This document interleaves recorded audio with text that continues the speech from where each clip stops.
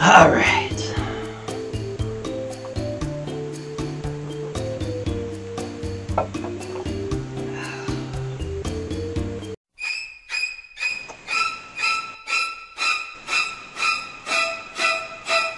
Oh, hell no!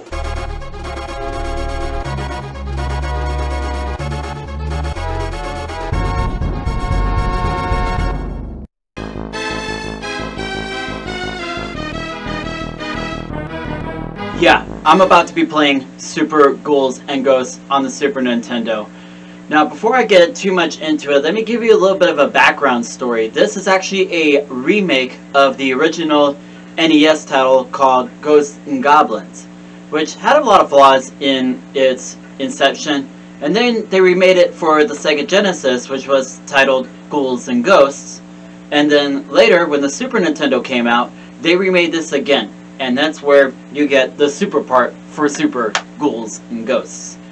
Now, what's there said about this? Well, you're about to find out how cheap this game can get. We're going to get going right now. So when you power on your system, that's what shows up.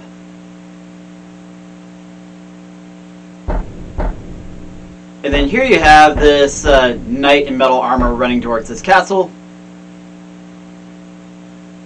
And walking up to his fair maiden. And here's where it gets interesting.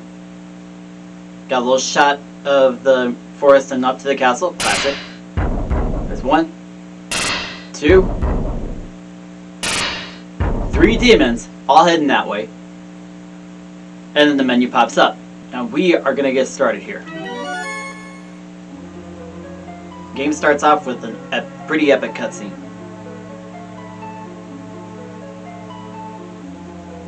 You got this couple enjoying a romantic time. Zooming in on the castle some more.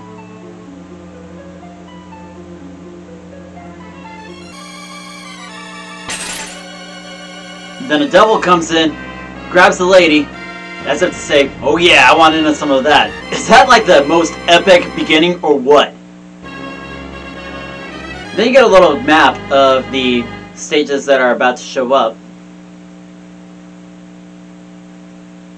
And here we have the first one, which is just the forest. Your first weapon starts off as a lance, which might not seem like a bad weapon, but trust me, it sucks. It's one of the slower weapons that I have seen throughout the whole game.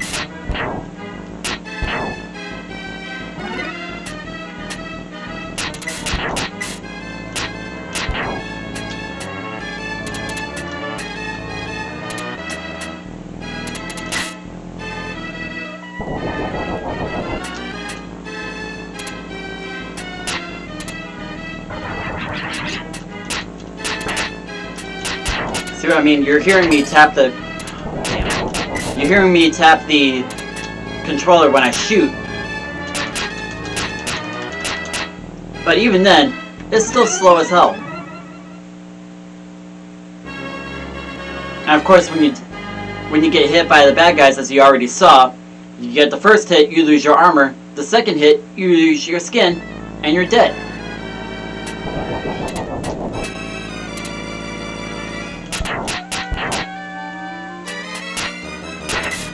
Ah, damn it! I told you this game is freaking cheap.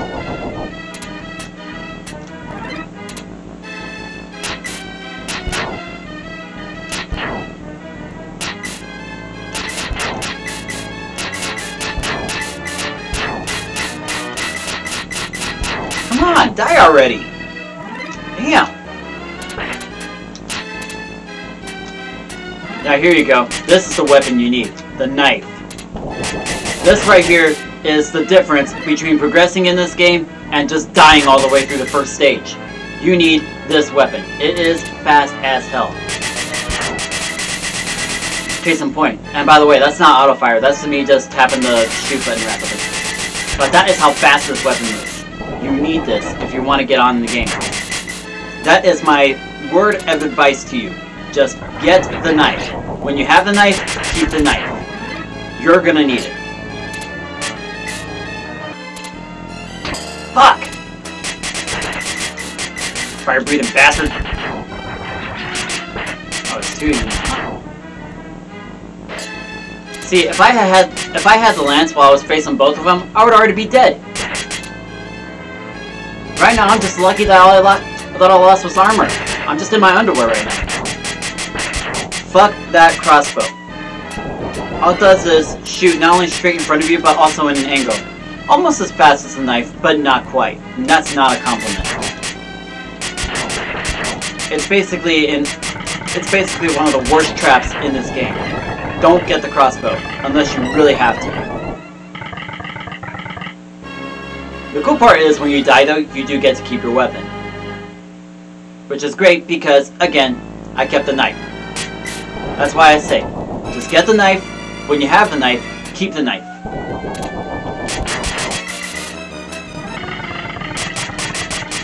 In this first stage alone, you will be faced with an endless barrage of werewolves, zombies, freaking fire-breathing pains in the asses, and of course nature too, like these falling bones for example. Fuck! And I just died by a damn coffin! What the fuck?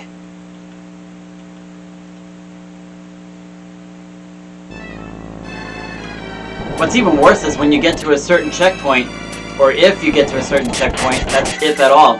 If you don't, what happens is you start from the very beginning of the fucking stage. But when you do get to that certain checkpoint, it picks you up from there every time, which is actually a good thing.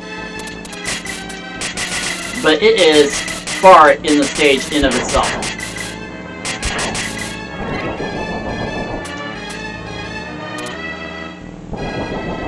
How far do you ask? I'd say halfway through.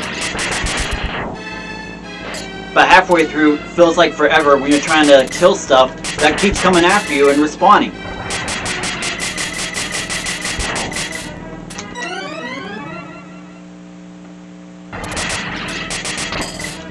Damn it!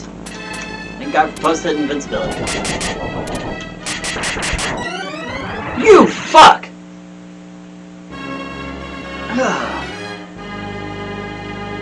What a motherfucker. I'm telling you, this game is just fucking cheap as shit. Cheaper than a damn dollar store. And I'm not talking about the $1.25 section at Dollar Tree either.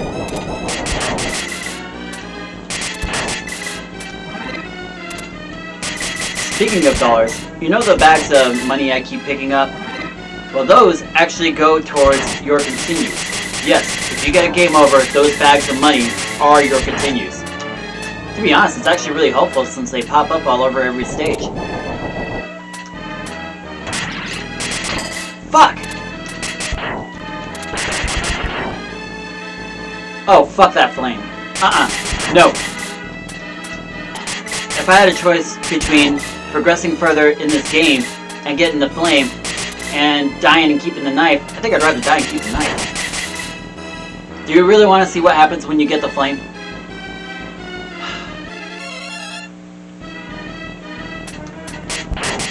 Do you really want to see what happens?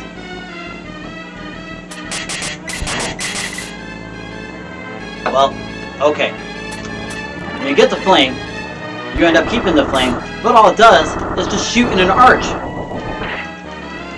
And let me tell you, this weapon sucks. Yeah, anything but the flame. Now scythe, this one actually ain't bad, but it's slow. A little slower than... Actually, not a little slow. A lot slower than the lance. Now, damage-wise, it's a little bit stronger than the knife. But still, sometimes you just need a faster weapon. There's a constant barrage of enemies just coming after you. You need the knife.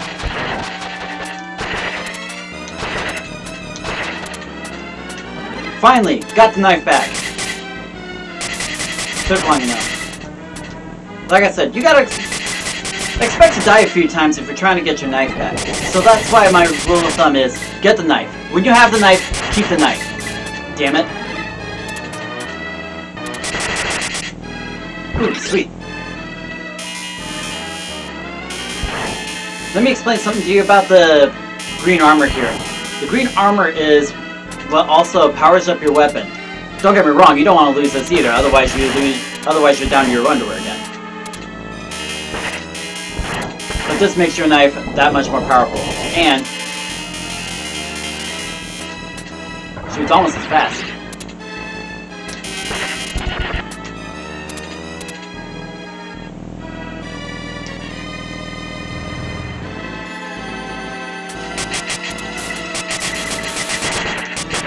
Yep, first stage boss, you're seeing it. It's the giant claw. And I just died at the giant claw hatching little hatchlings.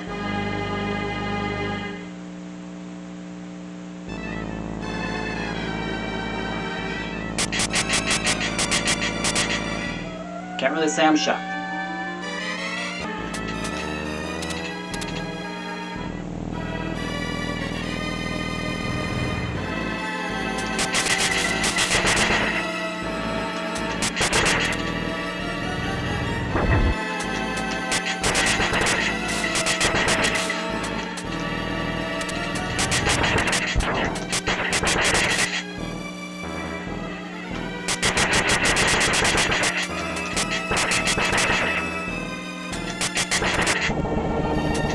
Alright, finally killed that damn claw. Ooh, and I get my armor back. Sweet. Alright, on to the second stage. Finally!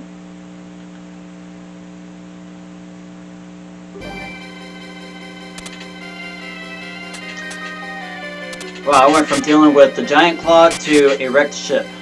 This is gonna be fun.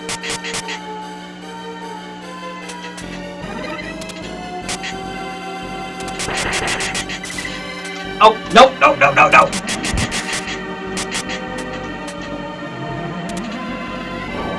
Fuck that lance. I'm not getting it.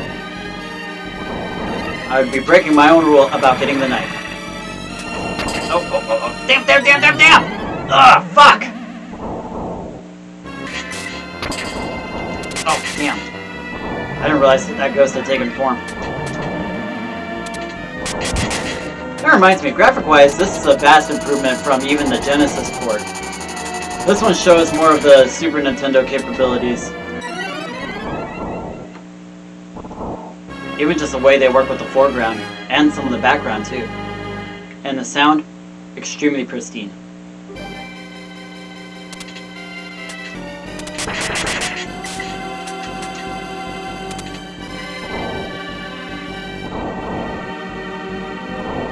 If you're kind of wondering what that battle axe does that I just skipped back there, I'm not getting it, but obviously, but I will tell you that it acts kind of like a boomerang. Fucking ghost, man, that shit was cheap.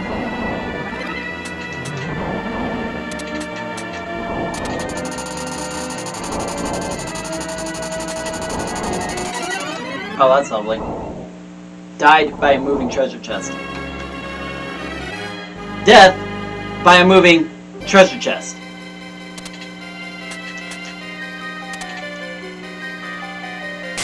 I think it is safe to say, without hesitation, that everything in this game fucking kills you.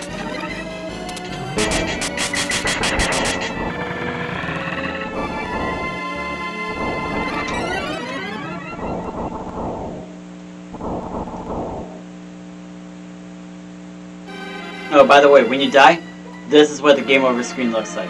You get that flaming game over that comes at you, and then here's your continue screen.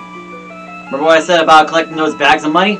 Yep, those bags of money are your continues. They're your credits, which, in this case, you can max out to 9 credits, and then from there, you get to use them as your continues.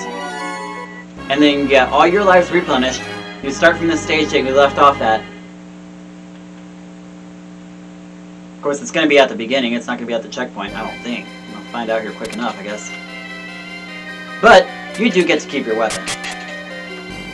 Which is incredibly helpful, because this game is just hard. Like, incredibly difficult. Even for just casual gaming, it's not that great. Don't get me wrong, I love a good challenge. I'm always down for a good challenge. But this right here, like, come on! A bit much! They can't dial it back a bit?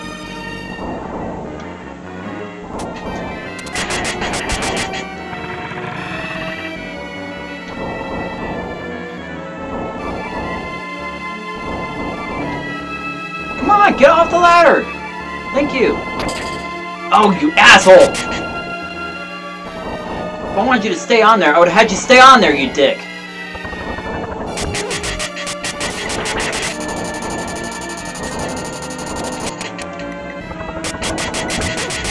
These damn ghosts are worse than the ones in Demon's Crest. They just come out of freaking everywhere in every direction.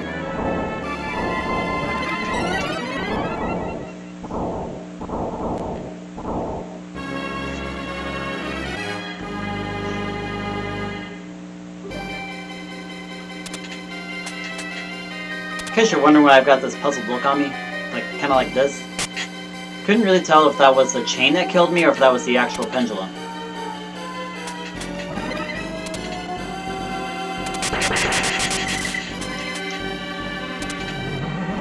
But I can tell you what this game will definitely do. It will wear on your patience fast. Doesn't matter how many continue bags you collect, doesn't matter how many times you try to restart from the game over screen. This game will wear on you so quickly. Damn. Something I get to keep that.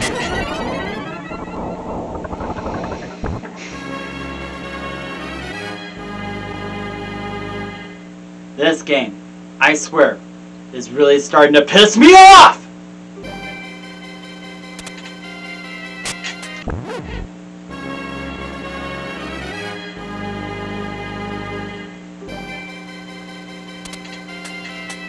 This game is quickly becoming the bane of my existence.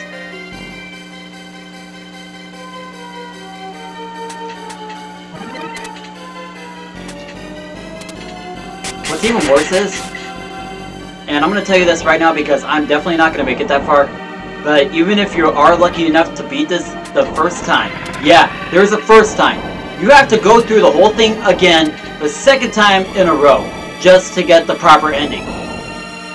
That is some grade A bullshit.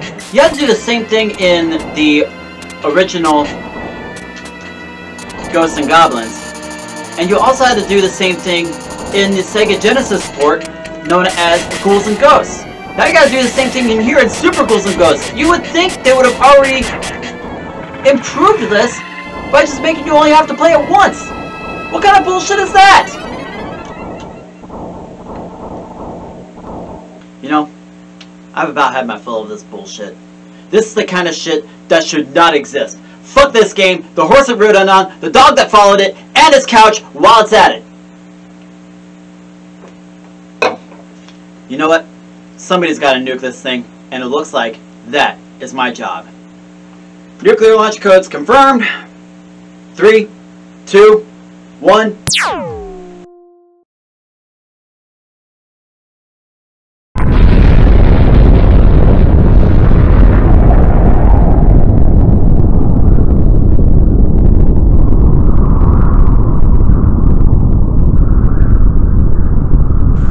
Oops. That's coming out of my paycheck.